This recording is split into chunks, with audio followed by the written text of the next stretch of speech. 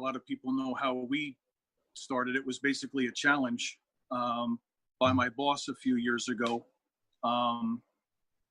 So I looked forward to answering that challenge and finding people. Like I said earlier, you have to find people on the same mission as you. Otherwise, you're going to be a one-person effort and you're not going to go anywhere. But we actually had a smoother transition to start Joint Task Force 22-0 than I had getting out of the military. It was much easier. I was in a better place, and I was starting to be put in contact with those people by other people who make up JTF. We pretty much introduced each other to each other and formed what we have now.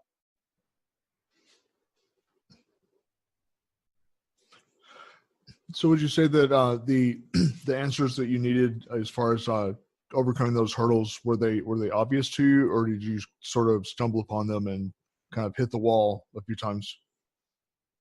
Yeah, it was more stumbling, trial and error than anything else. But again, you learn from them early on, which we did, and now we're able to let people know who we are on multiple platforms, and that's good because we need to put ourselves out there as much as we can for those of that need us.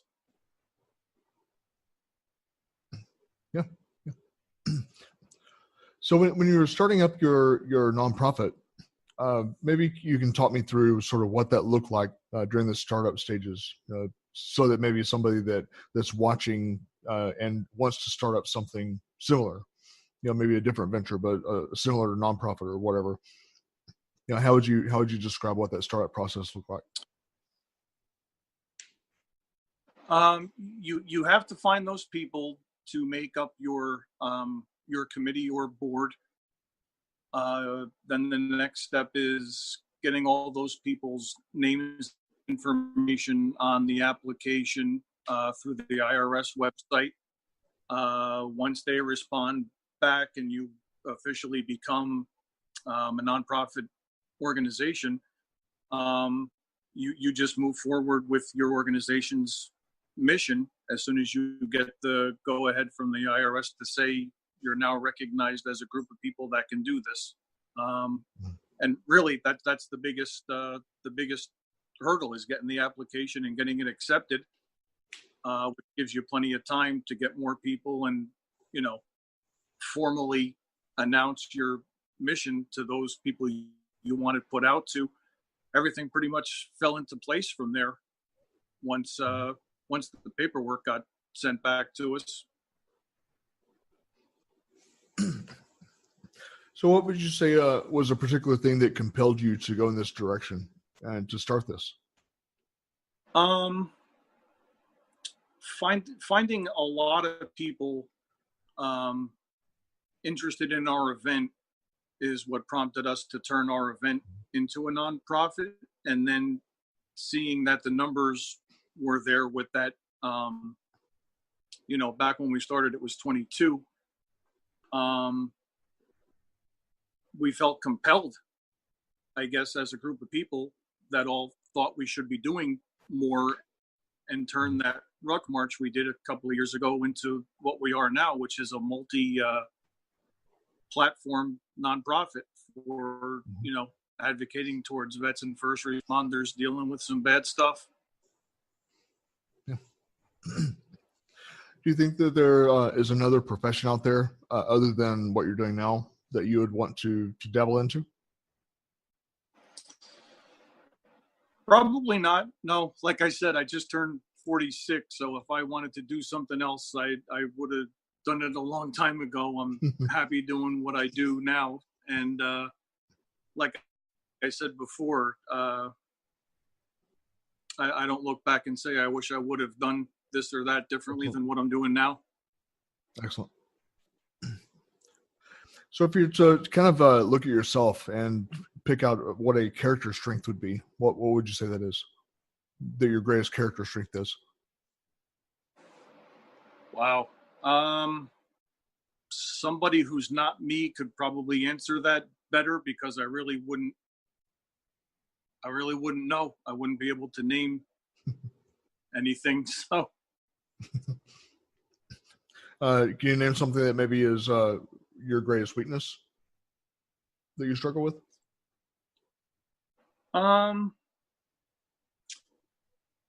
That's almost easier to answer, and that's so bad. Sometimes I'm overly emphatic. I empathize a little too much, and I know I shouldn't. But depending on what the issue is, where I see it, um, I don't know. Something's telling me that's not a negative, but a positive one to have. But I'm bad when it comes to myself. I couldn't tell you my strongest, but I could tell you my weakest. Yeah, that's not uncommon, actually. So when you're doing your brainstorming and maybe coming up with some ideas to venture into, is there a special place that you go to do your brainstorming? Maybe walks in nature or different places you go to do that idea getting? When the weather allows, there is a veterans park not too far from me. I like to take a walk or a drive through there, since it's always open. That's definitely that's my go-to place when I need to think about almost anything I can't think about at the house. Yeah. So if you were to describe for somebody that's wanting to get into maybe a parallel business to what you're doing, how would you describe what your process is from day to day from a very high level, so they would kind of have an idea of what that's going to look like?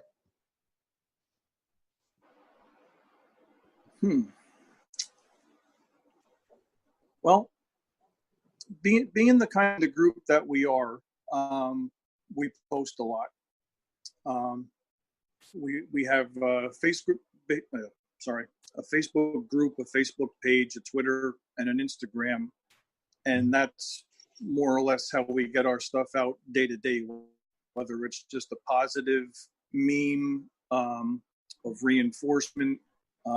There's a couple of us in the group that like to do personal quotes. So more or less, our day to day is just reaching that one person who looks at our page every day, whichever social media platform they choose, or our website, and maybe they find the resources page on our website, and that's enough. So we're constantly trying to update everything that we're on, in order to, again, even if it's just that one person, the six of us that make us up are always on there trying to find, like I said, that one post just to reach that one person every day. We're hoping to get a little more done on our website soon, to keep pace with our social media stuff, but hopefully we're reaching that one person a day, and it looks like at least we are. Oh, good stuff. So for kind of winding down the questions I had here for you, is I like to sort of wind it up with a trivia type question. And what's something about you, Marc, that most people don't know that you could tell us?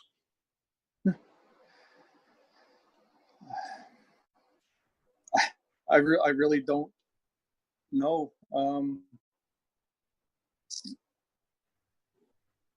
I have no idea. That's pretty on the spot. I couldn't think of something.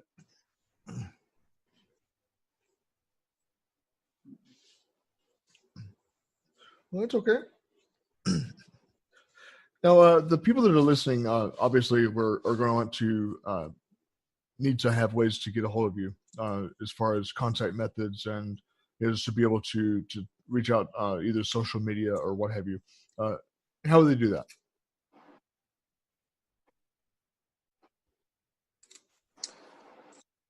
Through Facebook, Twitter, and Instagram. a search of our name, Joint Task Force 2220, will take you to, like I said, there's 2 Facebook pages. Then we have the Twitter and Instagram. And for those who don't do social media, our website is www.jtf, the number 22, TO, the number 0.com. Okay.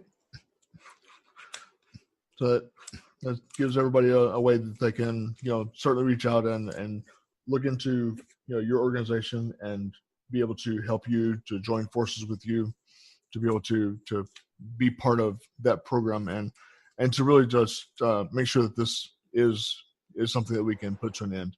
And so, I definitely want people to be able to have that avenue. And so I appreciate your spending some time with us this evening, and just taking time out of your schedule to be able to sit down and talk about what you're doing, what you're doing to make your mission move forward, and then to be able to help other people and be able to make their lives much better. All right. Well, thank you for having me. I appreciate it. I appreciate you, Mark. And like I always say to my guests, I will see you around the bend, my friend. All right.